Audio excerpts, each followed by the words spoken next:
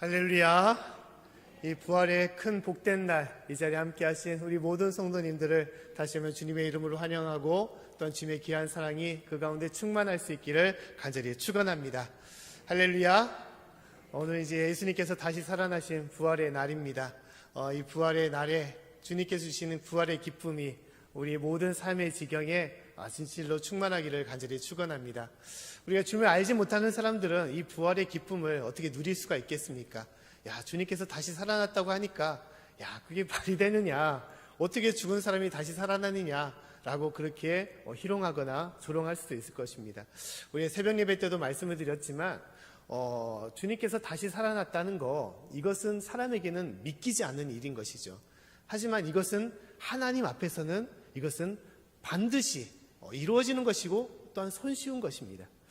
우리가 예수님의 부활뿐만 아니라 예수님께서 살아생전에서도 많은 이들을 부활시켰어 다시 살게 하셨습니다. 죽은 나사로를 부활시켰을 뿐만 아니라 회당장 야이로의 딸을 주님께서는 다시 살게 하셨고, 또한 과부의 아들을 주님께서 살게 하셨던 역사를 보여주셨습니다. 또 그 외에서도 하나님은 엘리야 시대에 또 엘리사 시대에도 죽은 아들을 살리는 역사를 보여주셨고, 또 예수님 이후에 제자 베드로를 통하여 하나님께서는 여제자였던 다비다를 살리는 역사를 하나님께서는 보여주신 것입니다. 그 때문에 사람이 다시 산다는 것은 하나님 앞에서는 그것은 거의 불가능하거나 또한 허황된 이야기가 전혀 아니라는 거예요. 이것은 하나님에게서는 당연한 것이고 손쉬운 것임을 우리에게 말씀하고 있습니다.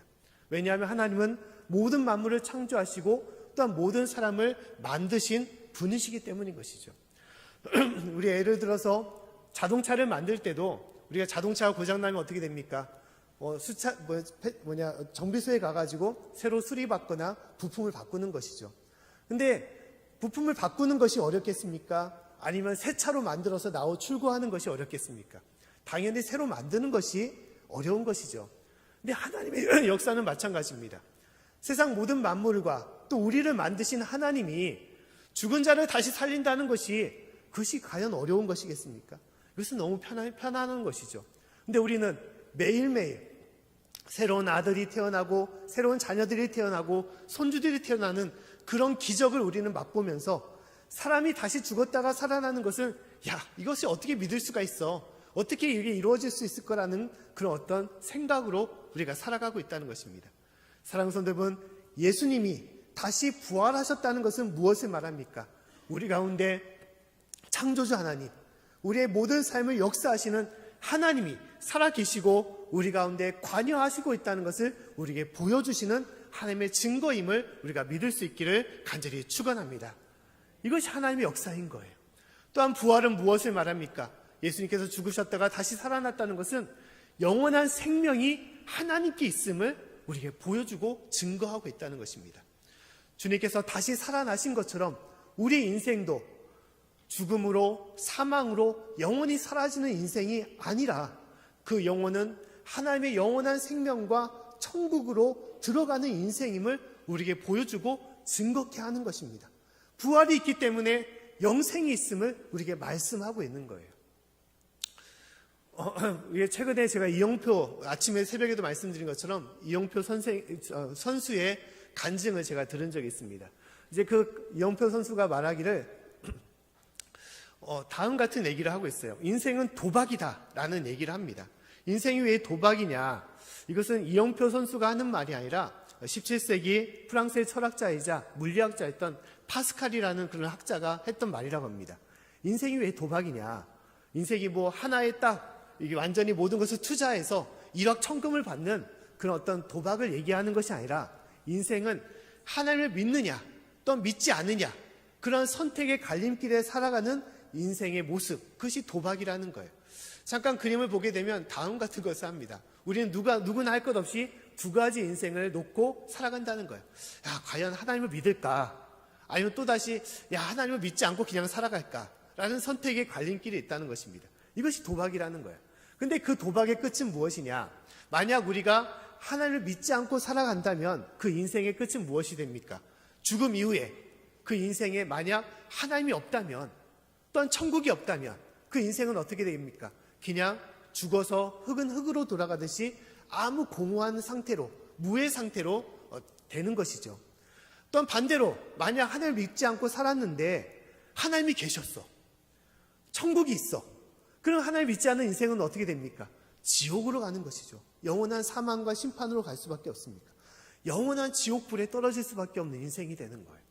근데 반대로 내가 하나님 믿어야겠지. 내가 교회를 다닐 거야. 라고 그렇게 인생을 선택하고 살아가는 인생이라면 그 인생이 만약 죽었는데 하나님이 안 계신다. 그 인생은 어떻게 됩니까? 그냥 공허한 상태가 되는 것이죠. 그냥 무의 상태로 되는 것입니다. 그런데 하나님이 살아 계시는 거야. 천국이 있고 믿는 자를 하나님의 자녀로 삼아서 내가 천국에 들어가는 거예요. 그 인생은 진실로 하나님의 큰 축복을 받는 천국의 자녀가 되는 것이죠. 그런데 이 두 선택을 놓고 우리가 어떠한 것을 우리는 선택해야 되는 것입니까? 믿지 않은 인생은 잘 돼봐야 어떻게 됩니까? 잘 돼봐야 그냥 공허한 상태인 거예요. 근데 믿는 사람은 어떻게 됩니까? 안 돼봤자 공허한 상태가 되는 것이고, 믿으면 이루 말할 수 없는 하나님의 큰 축복과 천국의 은혜를 우리가 얻으며 살아가는 것입니다. 그 때문에 우리는 누구를 선택해야 된다는 것입니까? 할렐루야! 하나님을 선택해야 된다는 것입니다. 우리가 당연하게 알고 있는 말이지만 이것은 인생의 도박이 아니라 어떻게 보면 100% 확실한 인생의 선택임을 우리가 알아야 되는 것입니다. 왜냐하면 예수님께서 우리에게 보여주셨기 때문인 거예요. 무엇을 통해서? 부활을 통해서 우리에게 보여주신 것입니다. 죽어도 우리가 죽는 것이 아니라 주님 앞에 사는 인생이고, 또한 믿음으로 사는 인생은 영원한 천국과 영생이 우리 가운데 있음을 말씀하고 있는 것입니다. 사랑하는 성도 여러분, 우리가 이 땅에 살아가면서 주님 부르시는 그날까지 나에게 주신 이 믿음을 끝까지 간직하며 주님 안에서 천국의 삶으로, 영원한 삶으로 나아갈 수 있는 저와 여러분의 삶이 되기를 간절히 축원합니다. 또한 부활의 의미는 무엇입니까? 부활은 단지 내가 죽어서 천국에 가는 그 증거를 보여주기 위하여 예수님께서 죽었다 다시 살아나신 것이냐? 꼭 그것만을 말하는 것이 아닙니다. 주님의 부활은 지금 이 순간에 나의 부활이 되기 때문에 하나님께서 보여주신 것입니다. 나의 부활이 된다는 것은 무엇이냐? 내가 죽고 내 안에 예수님이 사는 것을 말씀하고 있는 거예요. 자, 오늘 말씀의 제목은 무엇입니까? 죽어야만 사는 삶에 대해서 얘기를 하고 있어요. 오늘 갈라디아서 2장의 말씀도 우리가 죽어야만 하나님 안에서 사는 인생임을 우리에게 말씀하고 있습니다. 너희가 부활을 믿느냐? 또한 부활의 능력 가운데 살아가느냐? 그럼 너희는 어떻게 해야 되냐? 너희가 죽어야 된다라고 말씀하고 있다는 것입니다. 죽어야 된다.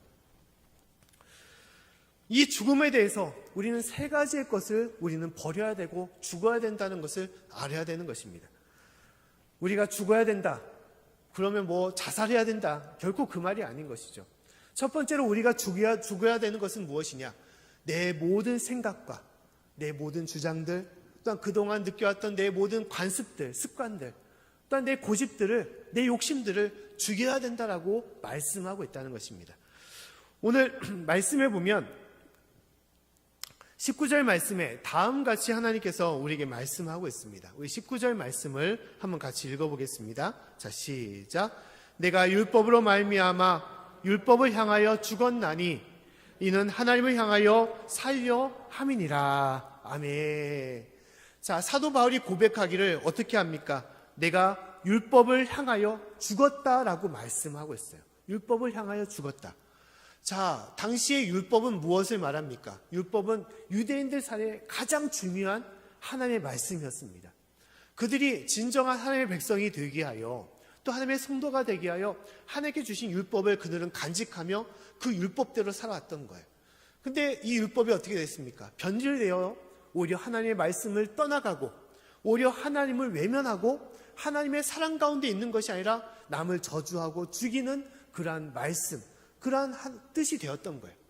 오히려 하나님의 뜻이 아니라 이제는 사람의 뜻으로, 사람의 생각으로 고정된 것이 바로 율법이었던 것입니다. 그래서 사도 바울이 말하기를 나는 유지의 율법을 버렸다. 율법 안에서 내가 죽었다라고 말하고 있어요.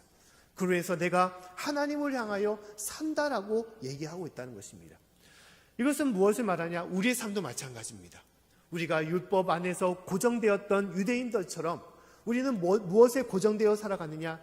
내 생각과 내 주장과 내 모습 속에서 고정되어 살아갈 때가 많이 있어요. 내가 생각한 것이 옳기 때문에, 또 내가 뜻하는 것이 바르기 때문에 이대로 행하는 것이 당연한 것이다 라면서 우리는 살아갈 때가 많이 있습니다. 누구나 할 것 없이 주장이 있어야 되고 뜻이 있어야 되고 신념이 있어야 됩니다. 그래야만이 내가 원하는 것을 쟁취할 수 있고 그 뜻을 이루거나 또한 그 뜻대로 힘을 내어 나아갈 수가 있는 것이죠. 근데 문제는 무엇이냐? 여럿이 같이 할 때 내 주장이 앞서거나 내 주장이 강하게 되면 어떻게 됩니까? 그 주장이 다른 사람들을 찌르게 된다는 거예요. 다른 사람을 힘들게 한다는 것입니다. 우리가 죽도록 사랑하는 사람들과 만나서 결혼을 하고 서로 사귀면서 나아갈 때 내 주장을 굽히지 않고 내 주장을 내세우게 되면 다른 상대방은 어떻게 됩니까? 뜻이 맞지 않은 상대방은 힘들어지거나 어려워질 수밖에 없는 거예요. 그러다 보면 행복해야 될 가정이 무너지거나 어렵게 될 때가 많이 있습니다. 저도 그런 경험들을 너무너무 많이 했던 것 같아요. 저도 한때, 지금도 마찬가지지만 고집이 좀 센 사람이라고 할 수 있습니다. 계획한 거, 바라는 것을 막 철두철미하게 다 세워놓고 이대로 돼야지, 이대로 해야지 라는 그런 결심을, 마음을 가지고 살아갈 때가 있어요. 근데 그것이 살다 보니까 너무너무 힘들게 하는 것입니다. 상대방을 힘들게 하고 심지어 나를 힘들게 하는 거예요. 하다가 보통 부부 사이에 그런 경우들이 많이 있죠. 뜻이 맞지 않으면 토라져가지고 아니 왜 그러는 거야? 대체 왜 내 뜻대로 안 해주는 거야? 이대로 하면 잘 될 텐데 하다가 오히려 다른 상대방을 생각을 묵살하고 무시하고 그래서 상대방을 힘들게 하고 결국은 나조차도 힘들게 되는 것이죠. 상대방을 찌르는 가시가 오히려 나를 향한 자르는 가시가 되는 거예요. 그럴 때 하나님은 우리에게 무엇입니까? 가시를 꺾으라라고 말하고 있어요. 가시를 꺾으라. 죽어야 된다라고 말씀하고 있습니다. 근데 우리는 보통 어떻게 생각합니까? 상대방이 죽어야 된다라고 얘기를 하죠. 상대방이 가시를 꺾어야지 잘 될 거라고 생각합니다. 근데 결코 그렇지 않다는 거예요. 내가 죽어야만이, 내가 무릎을 꿇고 내가 내려놓아야만이 진실로 그 인생이, 그 삶과 가정이 주 안에서 복된 삶으로 변화됨을 우리에게 말씀하고 있는 것입니다. 신앙생활도 마찬가지입니다. 신앙생활도 하나님, 내가 원하는 거, 내가 바라는 거 있지 않습니까? 주님 이 뜻대로 해주십시오. 이 길로 가기를 원합니다.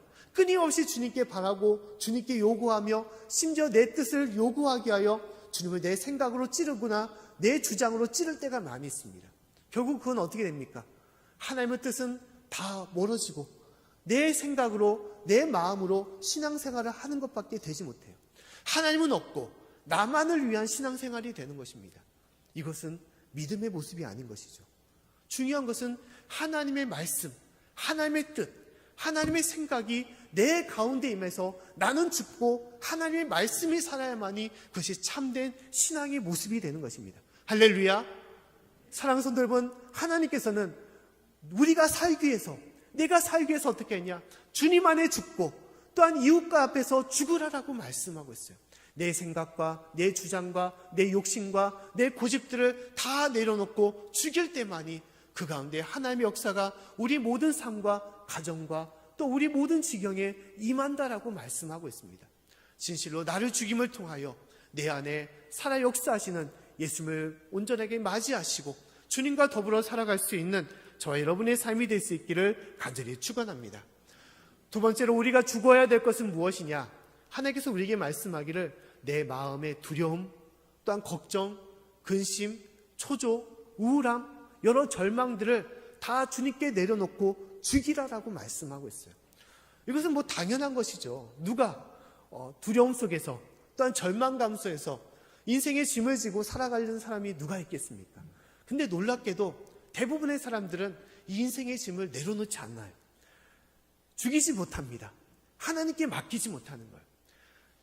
인생의 짐을 죽인다는 것은 모든 것을 하나님께 맡기는 것을 말하는 것입니다. 주님, 내가 사나 죽으나 다 주님의 것이니 주님께서 알아서 하십시오. 나는 오직 주님의 길에 따라 나서겠습니다. 라고 주님께 모든 것을 맡기는 것입니다. 근데 우리는 그러지 못할 때가 많이 있어요. 끊임없이 그 짐을 내가 안고 살아갈 때가 많이 있는 것이죠. 저도 여러 가지 많은 고민에 빠지면 잠을 못 이룰 때가 있습니다. 못 이룰 때가 있어요. 이것을 어떻게 해결해야 되나? 방법이 없을까? 뾰족한 길이 없을까? 여러 가지 많은 생각을 하다가 생각이 생각을 낳고 해가지고 밤을 샐 때가 있었던 것 같습니다. 그래봤자 무슨 소용이 있습니까? 아무 소용이 없죠. 눈만 더 꽹해지고 정신만 더 흐려지고 더 무거워지고 삶이 어려워질 수밖에 없는 것입니다. 결국 무엇이냐? 기도해야 되는 겁니다. 할렐루야. 기도하고 주님께 맡겨야 되는 거예요. 기도하고 내가 죽어야 되는 것입니다. 주님, 내가 힘들고 지치고 이 길이 진실로 죽음의 길, 사망의 길처럼 가는 것이지만 이 모든 것들 주님께서 인도하실 거라고 믿습니다. 주님께 맡기겠습니다. 주님께 맡길 때 주님께서 우리의 삶을 책임져 주시고 우리를 이끌어 주시는 거예요. 나의 힘으로 해결하려고 했던 그 모든 것들을 주님께서는 해결해 주는 것이 아니라 주님께 맡김을 통하여 주님의 능력으로 우리를 해결해 주시고 인도해 주시는 것입니다.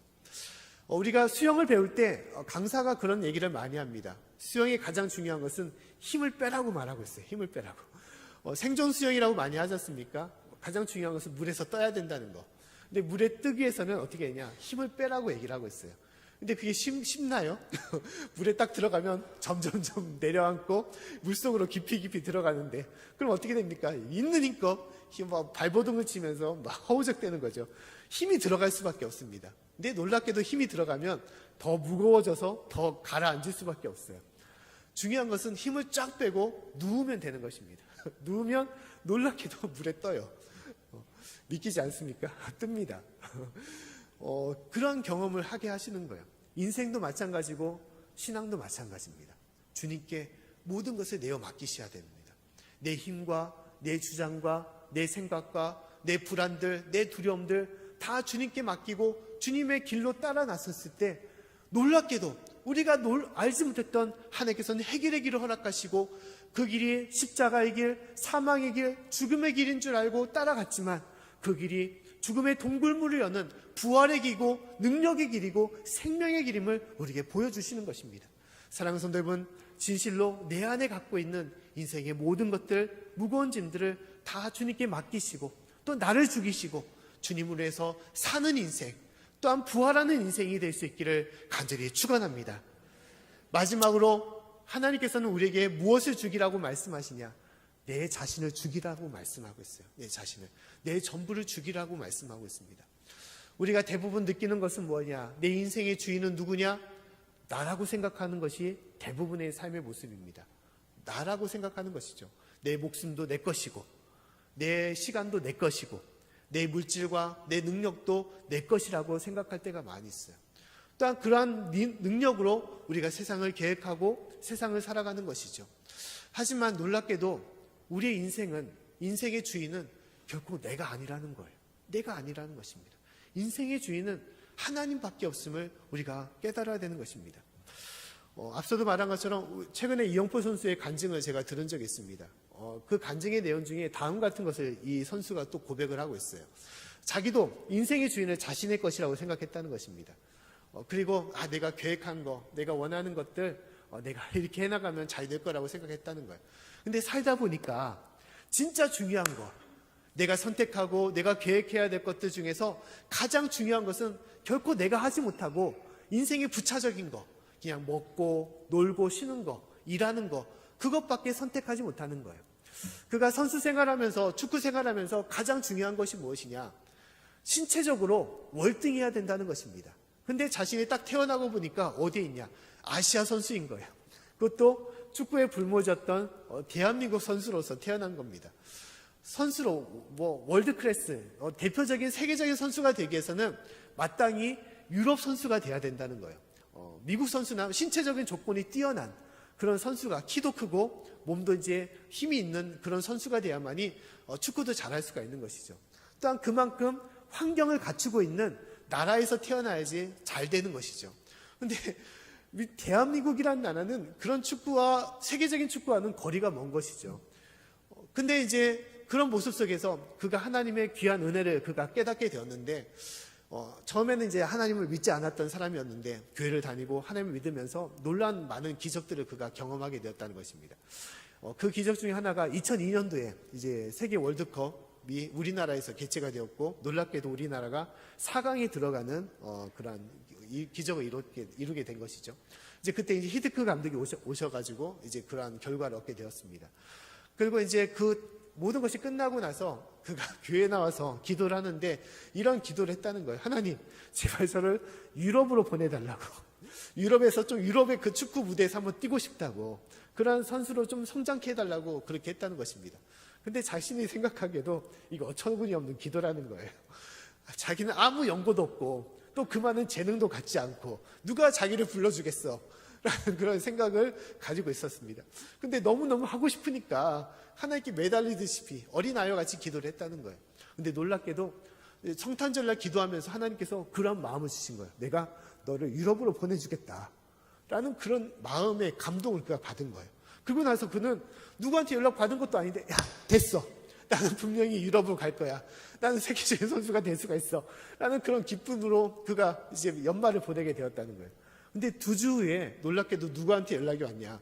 히든크 감독한테 연락이 온 거예요. 그리고 그를 스카우트 해가지고 내가 너를 유럽으로 내가 데려오겠다. 그리고 계약을 맺고 그가 유럽으로 가게 되었던 것입니다. 그 놀랍게도 그가 아시아의 대한민국의 조그만 나라에서 뛰었던 선수가 하나님의 은혜로 세계적인 무대에 뛰게 되었고 많은 인정을 받았던 선수로 남아있게 되었다는 것입니다. 우리 인생이 그와 같다는 거예요. 내 인생의 주인은 나라고 생각하고 내가 모든 것을 가능하고 내가 모든 것을 결정할 것 같지만 결코 우리 인생은 그렇지 않다는 것입니다.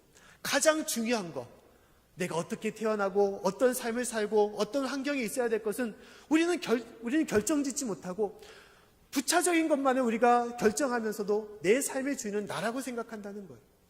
그런 인생은 어떻게 했냐? 힘들어질 수밖에 없고 넘어질 수밖에 없고 지칠 수밖에 없다는 것입니다. 그러나 하나님께 모든 것을 맡기고 내 인생의 주인의 자리를 주님께 맡길 때 주님께서 나를 이끌어 주시고 나를 보장하여 주시고 내가 이루 말할 수 없는 여러 삶을 주님께서 이끌어 주시고 인도해 주신다는 것입니다. 이것이 무엇이냐? 죽어야 되는 인생이라는 거예요. 내가 주인이라는 것을 죽이고 하나님이 내 인생의 주인이라는 것을 내가 인정하여 주님께 내어놓는 것, 이것이 참된 죽는 인생임을 우리에게 말씀하고 있습니다. 그리고 그로 인해서 우리가 진정한 주님의 안에서 사는 인생으로 우리가 변화될 수 있음을 말씀하고 있어요. 오늘 20절 말씀에 그와 같이 말씀을 하고 있죠. 우리 20절 말씀을 같이 한번 읽어보겠습니다. 자, 시작. 내가 그리스도와 함께 십자가에 못 박혔나니 그런즉 이제는 내가 산 것이 아니요 오직 내 안에 그리스도께서 사신 것이라.